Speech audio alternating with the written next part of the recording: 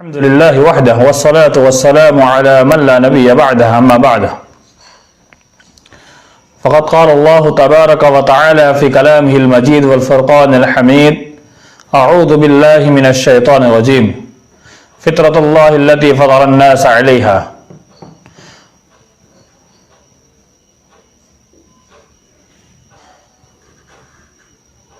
محترم سامعین و سامعات، ناظرین و ناظرات، آپ تمام کا منہاج المسلم کے درس میں خیر مقدم ہو۔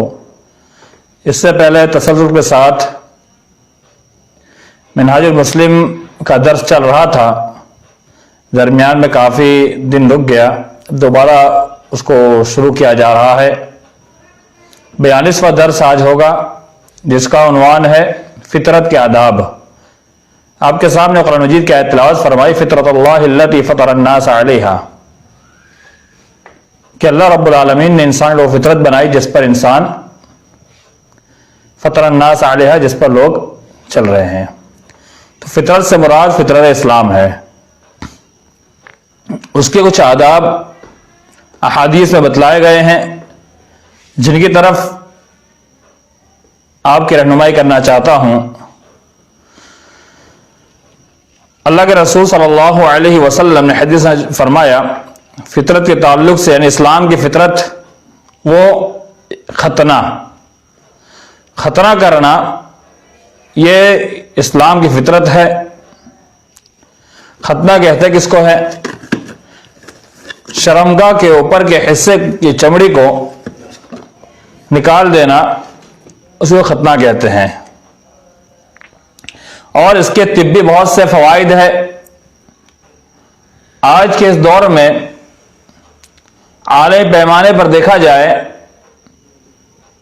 تو بہت سارے غیر مسلم بھی ختنہ کراتے ہیں، اور اطباء اسے کروانے پر مشورہ دیتے ہیں، کیونکہ اس سے انسان کے ساتھ ہونے والے بہت سی بیماریاں، جس سے انسان بچ جاتا ہے۔ ایڈس جیسی بیماری، HIV ایڈس، جو بہت ہی گھناؤنی بیماری مانی جاتی ہے، اس بیماری سے بھی بچاؤ کا ایک ذریعہ یہ ختنہ ہے۔ یہ ختنہ 7ویں دن کرایا جائے۔ اللہ کے رسول صلی اللہ علیہ وسلم نے فرمایا کہ 7 دن بچے کے بال اتارے جائے، ختنہ کرائی جائے اور نام رکھا جائے۔ اگر 7 دن نہ ہو پائے تو بعد میں کرا سکتے ہیں، لیکن بہتر یہ ہے کہ 7 دن کرا دیا جائے، اس لیے کہ اللہ کے رسول صلی اللہ علیہ وسلم نے حسن اور حسین کا ختنہ 7ویں دن کیا تھا، اس حدیث سے معلوم ہوا۔ اور اگر بالغ ہو جائے یا بھی بالغ ہونے سے پہلے کسی بھی ایام میں ختنہ کرانا چاہے انسان کروا سکتا ہے، یہ جواز سے صورت نکلتی ہے۔ حضرت ابراہیم علیہ السلام، جن کا ختنہ 80 سال کی عمر میں ہوا، اللہ کے رسول صلی اللہ علیہ وسلم سے ایک حدیث مروی ہے کہ آپ ہر اسلام قبول کرنے والے شخص کو حکم فرماتے، الق عنک شعر الکفر وقت، اس سے کہتے کہ کفر کے وقت جو تم نے بال رکھے ہوئے ہیں، اس بال کو اتار دو، وقتن اور ختنہ کرا لو۔ یہ 2 حکم دیتے تھے۔ یہ ابو داؤد کی روایت اور مسند احمد کے اندر ہی موجود ہے۔ اس کے علاوہ مونچھ کو کاٹنا، یہ بھی فطرت اسلام میں داخل ہے۔ یعنی مونچھ، ہونٹ کے یہ اوپر کا حصہ ہے، اس کے اوپر کے بال ہے، اس کو تراشنا، کاٹنا، بلیڈ جلا کے صاف نہ کرنا بلکہ کاٹنا۔ آج نئے دور میں لوگ سوال کرتے ہیں مشین سے، ٹیومر سے، اس سے بھی کر سکتے ہو، بھی کاٹنے کا حکم میں آتا ہے۔ تو مونچھ کو نکالا جائے، اس لیے کہ بہت ساری حدیث اس بات پر دلالت کرتی ہے، اور جتنی حدیثیں ہیں ان میں سے ایک حصہ مونچھ کا ہے اور دوسرا حصہ داڑھی کا ہے۔ داڑھی بھی فطرت اسلام ہے، داڑھی بھی اسلام کی فطرت ہے، اور یہ رکھنا یہ تمام انبیاء کی سنت رہی ہے۔ اور اسلام سے پہلے جتنے بھی لوگ جو بحالت اسلام نہیں تھے، ان کی بھی داڑھی ہوا کرتی تھی۔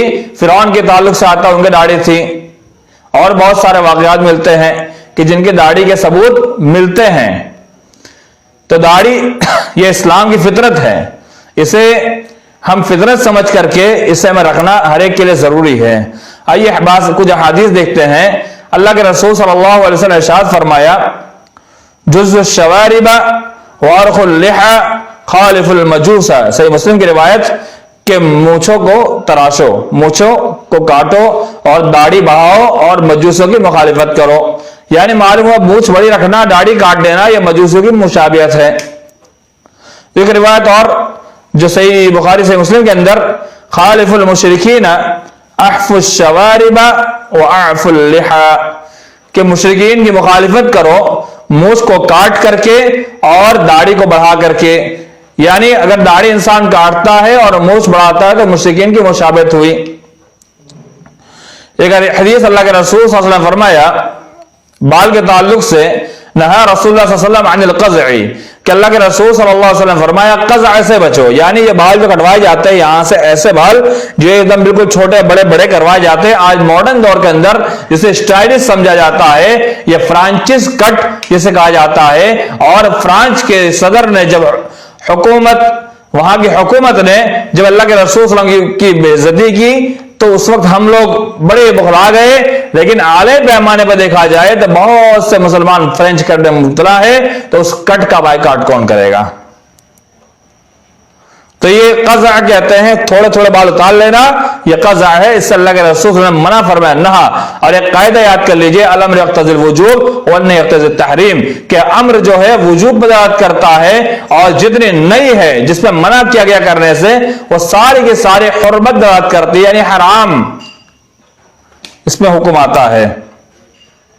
इल्ला बिल क़राइन, मगर कोई करीना आ जाए, सबब आ जाए, तो यहां कोई करीना मौजूद नहीं है, तो इससे मालूम हुआ कि क़ज़ा करवाना यह हराम है। और इंसान जब हराम काम करता है तो अल्लाह के रसूल सल्लल्लाहु अलैहि वसल्लम फरमाया, हराम की तारीफ ये की गई, शारहीन ने तारीफ ये की कि हराम जिसके करने पर गुनाह और छोड़ने पर सवाब, तो बाल बराबर कटवाए जाए। और इसी के ज़िम्न में एक बात और बयान की गई है कि बाल को या दाढ़ी को, दाढ़ी और बाल वगैरह को काले रंग से रंगे जाए, क्योंकि अल्लाह के रसूल सल्लल्लाहु अलैहि वसल्लम ने एक हदीस में फरमाया, फतेह मक्का के दिन जब अबू बकर सिद्दीक के वालिद को लाया गया तो उनके सर के बाल इंतहाई सफेद थे। आपने फरमाया उसको उसकी किसी बीवी के पास ले जाओ, वो किसी चीज से उसका सर रंग दे और सियाह रंग से इज्तनाब करो। हदीस का लफ्ज़ है सियाह रंग से इज्तनाब करो, बचो। तो मेहंदी ये अल्लाह के रसूल का तरीका भी है, सुन्नत भी है, तो मेहंदी लगाई जाए। और मेहंदी ये ज्यादा ही मुस्तहब चीज है, इसका इस्तेमाल किया जाए।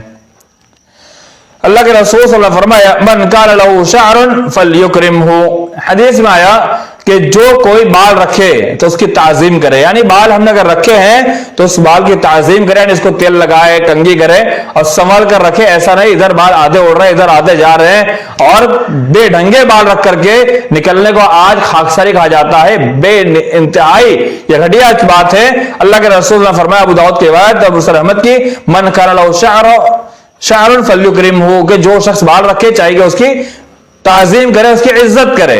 तो इससे क्या मालूम हुआ कि बाल रखा जाए कि उसकी ताजीम करे, साफ सफाई से तरह रखा जाए, क्योंकि सफाई अत्तहुर शत्रुल ईमान, या आधा ईमान है पाकीज़गी।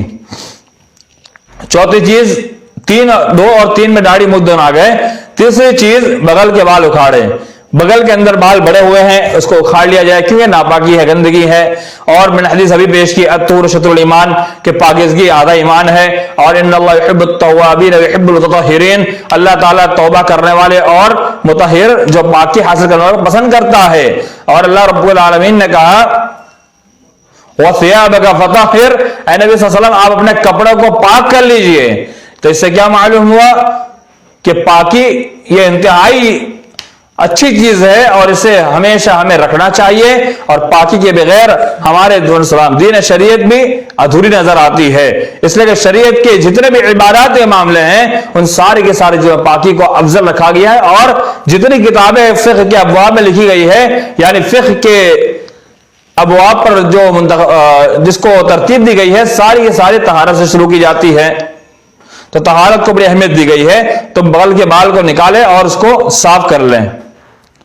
उसके अलावा ज़ेर-ए-नाफ के बाल, उसको भी साफ कर लिया जाए वक्तन फवक्तन। कुछ अक़वाल मिलते हैं कि हर हफ्ते साफ किया जाए अगर इंसान को वक्त मिले, और ना मिले 15 दिन में या 20 दिन में इंसान, लेकिन हर हफ्ते कोशिश करे कि जुमरात जुम्मा इंसान अपने बगल के बाल, ज़ेर-ए-नाफ के बाल उतारने की कोशिश करे। ये फितरत है। नाखून काटे, नंबर 5, नाखून इंसान काट लिया करें। बड़े बड़े नाखून रखे थे, इतने बड़े बड़े नाखून, और स्टाइल मारती हैं औरतें तो बड़े बड़े नाखून रख के नाक पॉलिश क्या करती है। और ये नाखून जिसके अंदर जहर बैठता है, इंसान बहुत सारे जरासीम से बैठ जाते हैं, और ये सारे जरासीम जब जिस्म में घुसते हैं तो इससे बीमारियां फैलती है। तो इंसान को चाहिए कि नाखून काटे, नाखून को बना रखा जाए। नाखून पता नहीं कैसे कैसे नाखून लोग बना लेते हैं और उसका इस्तेमाल भी करते हैं अपने मुंह की सफाई के लिए, जो गंदगी है, और गंदगी को गंदगी से कभी साफ नहीं किया जाता है, बल्कि सफाई वाली चीज से साफ की जाती है।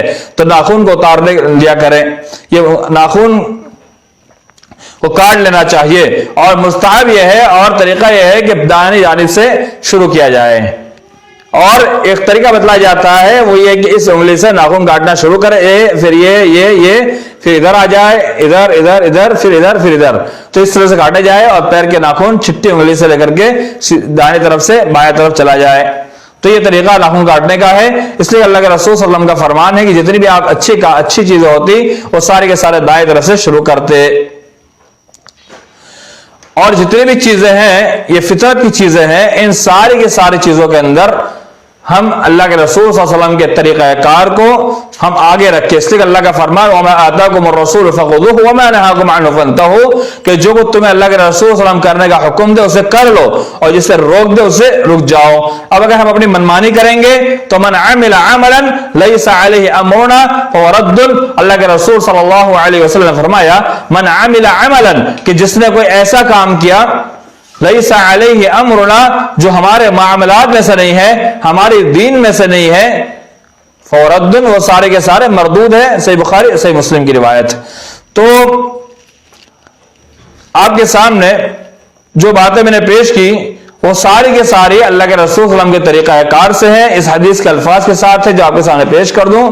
खम्सुन मिनल फितरती अल इस्तिहदादु वल खितानु व क़स्सुश शारिबी वनतफुल इब्ती व तक़लीमुल अज़फ़ारी। तो वल इस्तिहदाद के इसको कहते हैं अस्तरा इस्तेमाल करना, यानी ज़ेर नाफ के बाल उतार लिया जाए, इसी को कहते हैं। ये मर्द और औरत दोनों के ऊपर ये चीजें लागू होती है।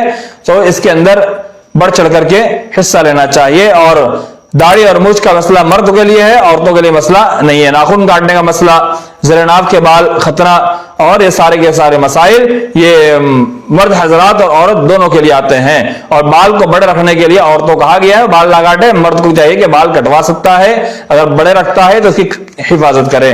तो ये सारी चीजों के अंदर हमें सुन्नत को गालिब रखना चाहिए। तो इंशाअल्लाह सुन्नत की नियत रहेगी तो हमें जरूर सुन्नत का सवाब मिलेगा। अल्लाह के रसूल सल्लल्लाहु अलैहि वसल्लम फरमाया, हरदम उमर फारूक हदीस के रावी, इन्नमल अअमालु बिन्निय्यात लिकुल्लि इम्रिइन मा नवा, के तमाम अमाल का दारोमदार नियतों पर है, और हर इंसान के लिए वही है जिसकी उसने नियत की। सही बुखारी और सही मुस्लिम की रिवायत है।